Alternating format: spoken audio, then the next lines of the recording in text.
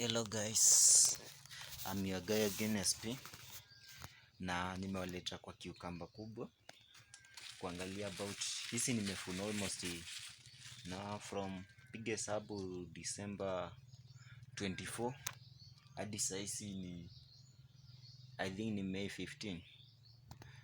So piga hesabu uangalie, not May 15, leo ni May 6 manze. Alafu guys, nimefanya hivi, hizi nimesilinda kwa hiyo time yote. Magonjwa nimekuwa na ng'ang'ana ni kama hii baridi, kuchoma.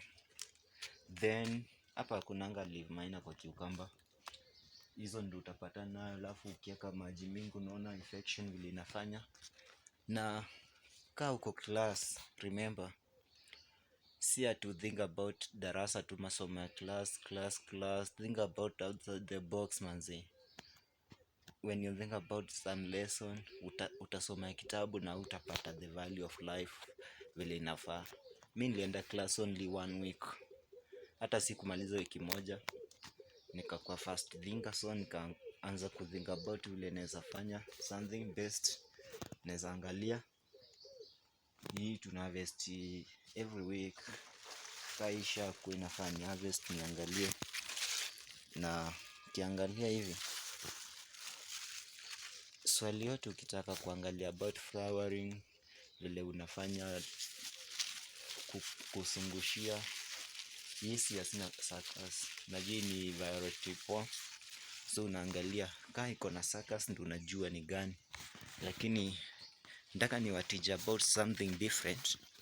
Hii ni minders, alafu na hii nayo ni violet ingine. Si unaangalia suckers yake vile iko. So hii unaweza pruning, never mind. Nikimaliza pruning, sungushia hizi nazo, ujue vile kunafaa. Na anything unaweza angalia, still ni 8x30.